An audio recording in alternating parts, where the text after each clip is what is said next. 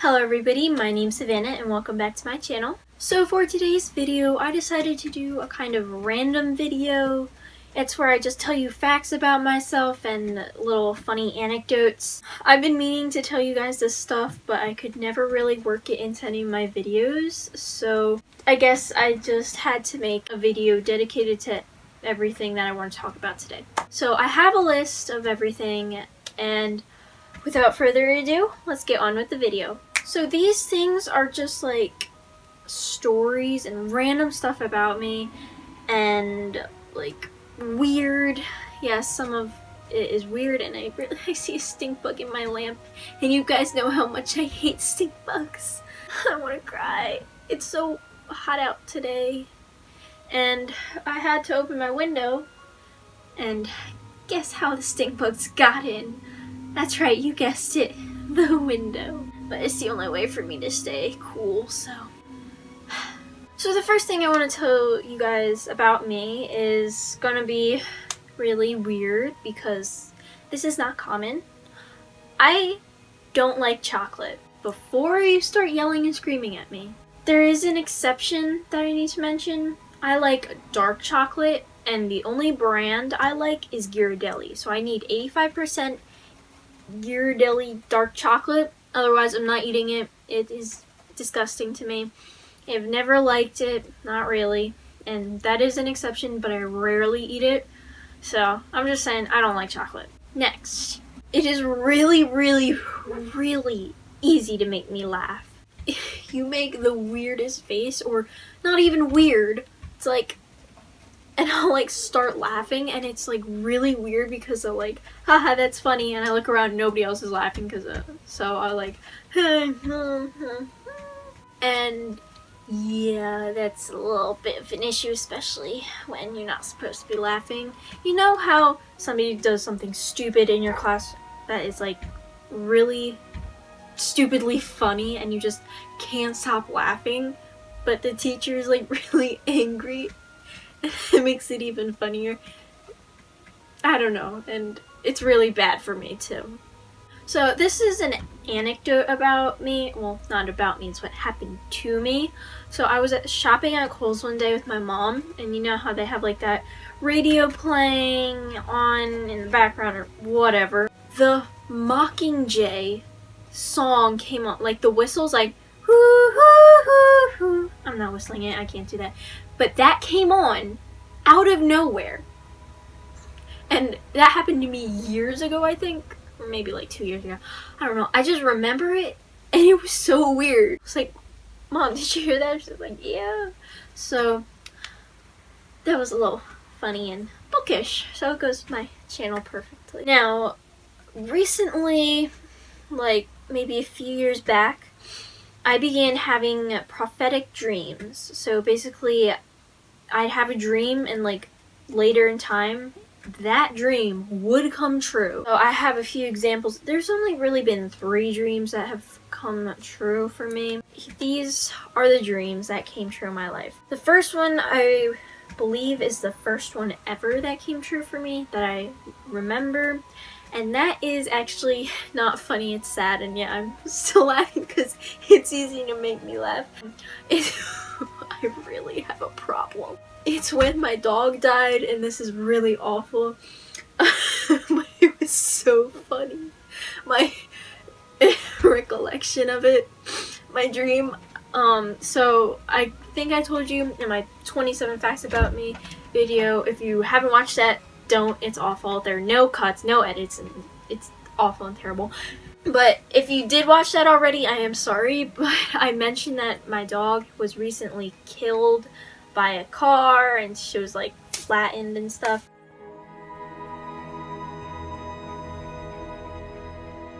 So my dream had been about Maggie, that was her name. Like, I was jumping on her and flattening her. I stomped until she was like a little flat pancake. This is terrible. And then I woke up like crying and screaming, and it was really bad. My aunt was like sleeping in my room for some reason. I think she was spending the night, and she was like, "Are you okay?" I was like, "I'm fine," but it was like really traumatic at the time.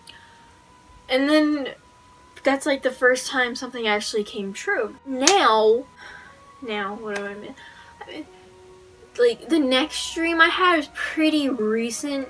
It was like over the summertime, and it was when I wanted this teacher as my homeroom teacher. So I had this dream about him, but he was actually one of my 7th grade teachers who was a woman, but they had the same name. So I kind of mixed them up in my mind or whatever. I had that dream, and in my dream I was in his homeroom. Yeah, that came true. I got in his homeroom, and that was the second time one of my dreams came true, and the third time was actually the most recent. It happened, I'm gonna say like October. I really don't. It was recent, in the last year. I had this dream where there's this boy in my class where, like, I'm in all the AP classes, and he was in only like 2 of them, and I was like, he like was new from last year, and I really didn't talk to him that much. And then I had this dream where we became friends. I was like, okay, that's never gonna happen. And then I went to this birthday party, and somebody gave me his number to prank text, because that is what we children do nowadays. We prank text our friends, and it's great, and we call him too. And what is that? Nothing. And so after trying to prank text him, we had previously prank called him, so he pretty much knew it was us, but not me necessarily. Eventually, we got to know each other a little better. I mean, we're still not like buddy, but I guess we're close enough to being called friends, so I guess that's another dream that came true. Okay, so when I go to college, I would like to go to Oxford University. So when I was little, I would read these little books. I'll show you. So they're the Magic Pony books, and I have 4 of them. And I remember when I was little, I got this at a yard sale, and remember I read it and I loved it, and I loved what it was about, because basically this girl buys this horse poster, and the horse comes out of the poster, and they go on this amazing adventure, and I loved it so much. I still love it to this day. I will never ever get rid of this. So basically, one time, long time ago, I was staying at my aunt's house, and I think I was like obsessing over Ned or whatever, and that's the horse's name. And then I went to bed, I think. I had a dream about Ned, and I woke up in the middle of the night. Under my pillow was a folder with a horse on it that looked just like Ned. I don't know where that folder is at the moment, but if I ever find it, I will show you guys. I'm guessing one of my parents put it under my pillow, or my aunt. I asked, they said no, but they probably just wanted to add to the magic of the night. So that was the Ned experience, and I obviously had a magical childhood. So going back to when I was little again, me and my brother, we used to go outside and play a lot and just do little kid stuff, and we have like a patch of clovers and stuff, and ignore my dog's barking outside. My window's open, and obviously you can hear the barks, plus our windows aren't very soundproof. So we had this patch of clovers in our yard. Our yard is demolished at the moment because we just had a new septic system put in, so all our grass is gone. But back then we had that little patch, and I used to find like 10 4-leaf clovers a day. I swear, I was pretty much one of the luckiest persons, but I guess I wasn't that lucky. Looking back, nothing really lucky happened to me that much. Anyway, the point of the little anecdote is that I found a lot of 4-leaf clovers and 5-leaf clovers. There's actually a thing as a 5-leaf clover. I have found them. My brother was really good at finding those. Over the summertime, I loved eating grapes. It actually started last January. We had gotten Netflix for the first time, and like for a free trial, of course, because my parents are cheap, so cheap, but you know, we got that 30-day trial, and I don't know why, but I'd eat grapes every time I watched Once Upon a Time, which was the show I watched. Like, I'd watch 10 episodes a day, and I'd eat grapes. So I still love grapes. Whenever we have grapes, I eat them. I eat the whole bag. It's a problem, and it's probably not good for my heart, but you know, it's fruit. We'll say it's okay. When I get older, I would like to travel the world and see everything. I want to go to Greece, Rome, Italy, Ireland, England, New Zealand, Russia, Spain, Brazil, Alaska. I don't know. I just want to go everywhere and see everything because I feel like my whole life has been in this house, in this state, and maybe a few other states. I haven't even been out of the country. It's not good. My parents need to take me places. So, my mother decided that since I love reading and since I don't have any friends, hypothetically, that I will grow up to be a cat lady. Old, lonely cat lady. That's my future. That's what my mom tells me. Thanks, Mom. That's so nice of you. So that is what my future looks like. Alone. No husband. Just alone with my boyfriends who never came out of the pages. Cats. Cats all over the place. We don't even have a cat now. We have dogs, but my mom says I'm gonna have cats, so apparently I'm having cats. I want a cat, but not like 50. And I'm gonna be old. Yep. Gonna grow old. And have wrinkles. And have gray hair. I'm going to have gray hair, not white hair. None of my family members have white hair, just have gray hair, so looks like that's a bleak future for me. But, you know, hopefully that won't come to pass. I'm so hoping. I am a perfectionist. I want everything done and done the right way. So when we work with partners in school or groups or any activities dealing with other people, it needs to go this way, like that, no other way, my way. Even if I'm not the group leader, it's got to be done my way. I won't even let my partners write something other than what I say. So if I said, write the penguin flew through the water, and my partner was going to write, the penguin dove into the water of the ocean, something like that, I'd make them erase what they wrote and write it in their own handwriting so it actually looks like we did it together and I didn't just do all the work, even though I pretty much do all the work anyway. I mean, I do have a little help from everybody, but mainly it's me. The next one is a bit contradiction, almost. I don't know if I'm using that word correctly, but hopefully I am. I get very, very emotional during things. Yeah, I can be completely heartless at times. Not necessarily heartless, just like, okay, whatever. Like, I'm rock-like. If it's a sad movie, I'm done for. I will, like, cry, but, like, try to keep it to myself. But if I see my parents crying, then I'll be like, ha ha ha, you guys are crying. Trying to mask my own tears. So, I mean, it's, like, kind of the same thing, but what I mean is, I can be really tough when I need to be.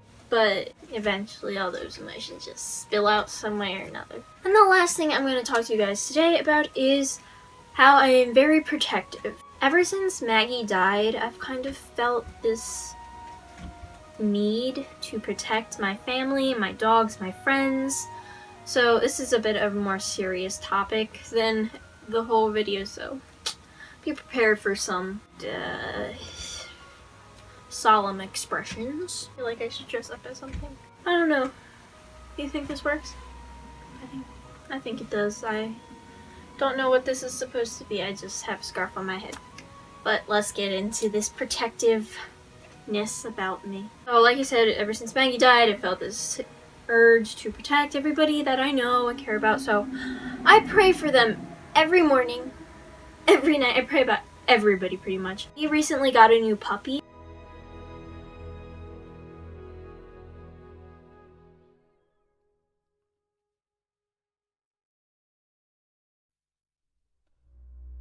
So whenever he's outside, I have two other dogs that are big dogs, and Bella, she's the one you saw, like, if you watched my vlog during Booktubeathon. Don't watch those are awful.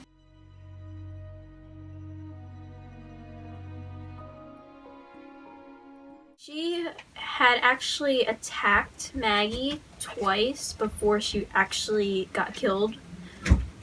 So I just worry about Bella attacking Merlin. That's my other corgi that we just got. I worry about that so much that if I hear like the slightest noise out of the ordinary, my heart will automatically speed up. I will look out my window to make sure everything's alright. And if everything is, I'll go back, but I'll be like shaking. There was this one time I heard this weird noise outside because my parents were at work and Sam, my mother, was outside with Merlin, and I heard this noise. I honestly thought it was a scream. I don't know. Like, I checked my pulse with my Fitbit. Like, it said it was like at 100 something because my heart just sped up so much. I was so worried. I looked out.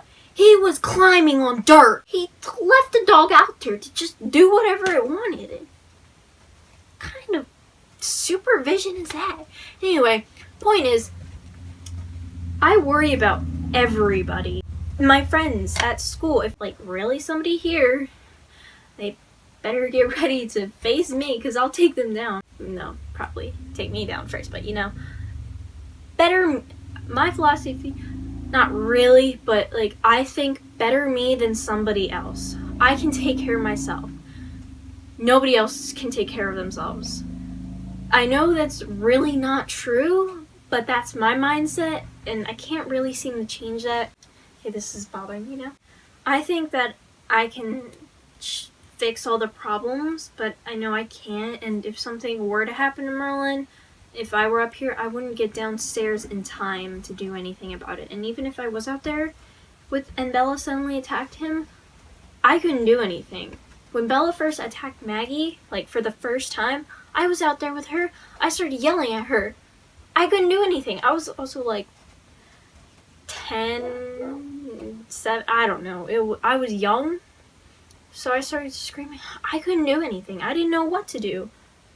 So it's not like I could do anything, but it's like I feel like I need to protect everybody I care about, even if it results in myself getting hurt in any way. I will be there for them no matter what. And this is like really getting serious, so we need to stop. So on a lighter note, that is all of my little anecdotes slash things about me, like little facts. So I hope you guys enjoyed, even though that last part was a little intense. Thank you guys for watching, and I'll see you next time. Bye!